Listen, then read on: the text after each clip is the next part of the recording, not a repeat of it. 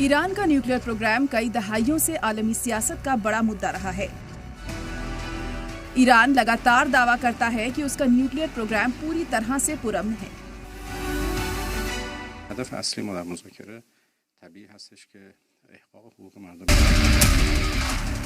लेकिन अमेरिका और इजराइल इस दावे को नहीं मानते। उनका कहना है कि ईरान न्यूक्लियर हथियार बनाने की कोशिश कर रहा है। 2015 का न्यूक्लियर समझौता। 2015 में हुए न्यूक्लियर समझौते के तहत ईरान ने यूरेनियम इनरिचमेंट की सतह 3.67% तक महदूद रखने की रजामंदी दी थी।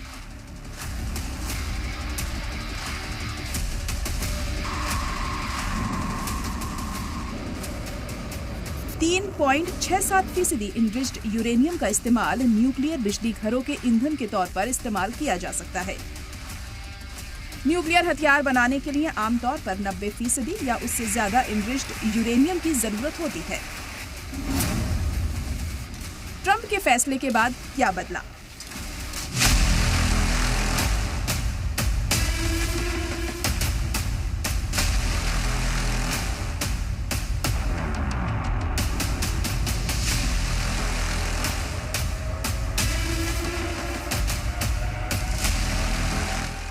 2018 में ट्रंप ने अमेरिका को 2015 के न्यूक्लियर समझौते से बाहर निकाल लिया।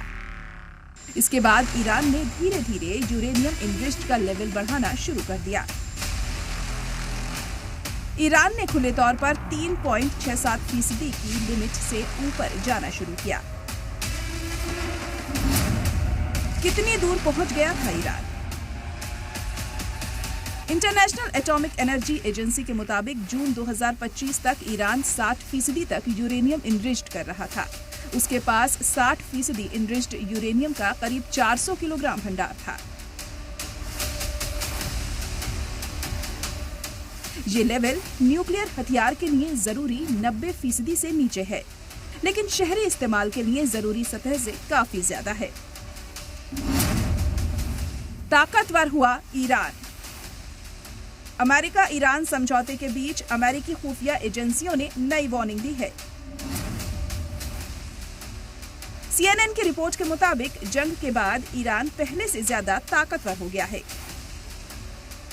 खुफिया एजेंसियों का अंदाजा है कि अब ईरान जब चाहे हॉर्मुज को बंद कर सकता है।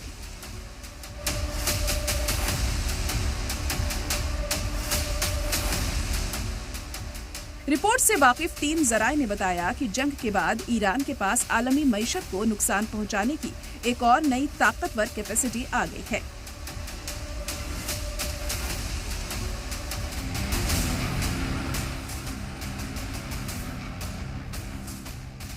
अमेरिकी अफसरान का मानना है कि ईरान के पास ऐसा हथियार मिल गया है जो न्यूक्लियर बम से ज्यादा असरदार है। रिपोर्ट में यह भी कहा गया है कि अगर न्यूक्लियर बातचीत टूटती है तो यमन के हूती बागियों के जरिए बाब अल मंदेब स्ट्रेट में भी मुश्किल पैदा कर सकते हैं। ऐसे में दुनिया के 2 बड़े समुद्री कारोबारी रास्ते एक साथ मुतासिर हो सकते हैं।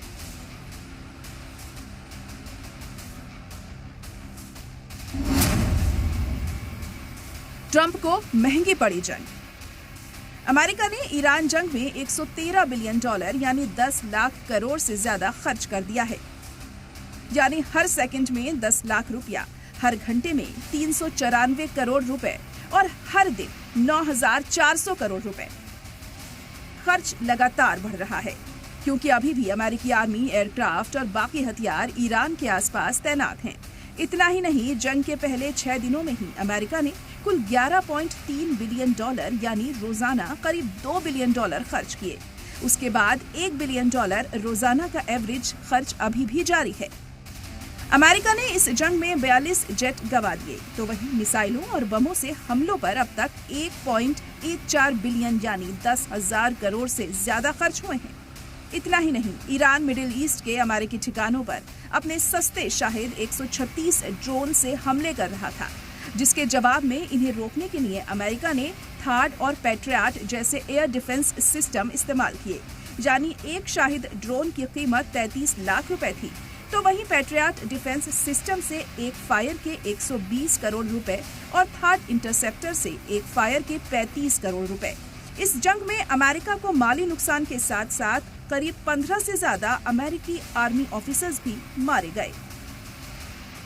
कुल मिलाकर अमेरिका और ईरान की ये डील यकीनन दुनिया के लिए राहत की खबर है, लेकिन इस बात से भी इनकार नहीं किया जा सकता कि इसकी शर्तों पर अमल नहीं हुआ या किसी पक्ष ने समझौते का उल्लंघन किया तो तनाव दोबारा बढ़ सकता है।